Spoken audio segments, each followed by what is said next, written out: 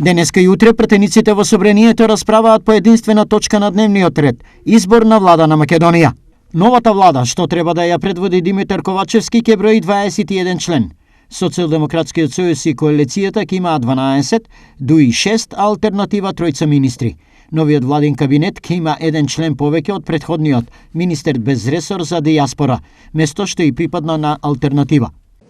Немаме дилеми дека мора подобро и поефикасно да испорачаме резултати во борбата против криминалот и корупцијата, во ефикасноста на администрацијата, која мора да се намали и професионализира, во креирањето на модерен здравствен систем, во образованието на младите. Наша обврска е да не дозволиме младите да бараат авионска карта за надвор, туку да стекнат знаења и работа дома. Имаме обврска, колку години чекање да се придвижиме кон Европската Унија.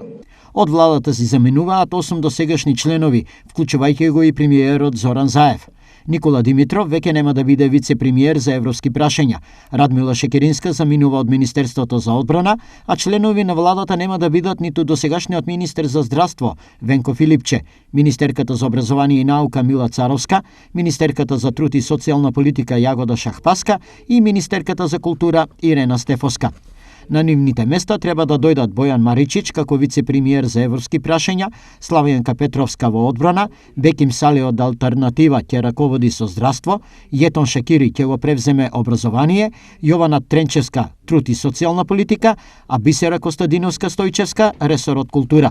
Адмирал Лити од алтернатива ќе биде прв човек на Министерството за информатичко општество, а Џемел Чупи од оваа партија е предложен за министер без ресор, задолжен за дијаспората.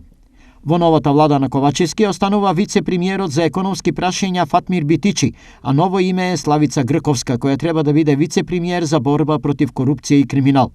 Со ресорот правда треба да раководи универзитетскиот професор Никола Тупанчевски. Во МВР останува досегашниот министер Оливер Спасовски, а функциите ги задржуваат и министрите за надворешни работи, за транспорт и врски, за финансии и за економија, односно Бујар Османи, Благоје Бочварски, Фатмир Бисими и Крешник Бектеши.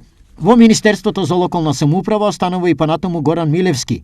Нема промени и во Министерството за животно средина и просторно планирање, каде останува досегашниот министер Насер Нуредини. Во Министерството за политички систем и односи меѓу заедниците ќе раководи Артан Груби, а во Министерството за земјоделство се враќа Љупчо Николовски. Собраниската расправа за избор на нова влада трае најмногу 2 дена. За изборот на владиниот состав се гласа по низиното завршување, односно најдоцна до 24 часот вториот ден или во случај во недела до полноќ.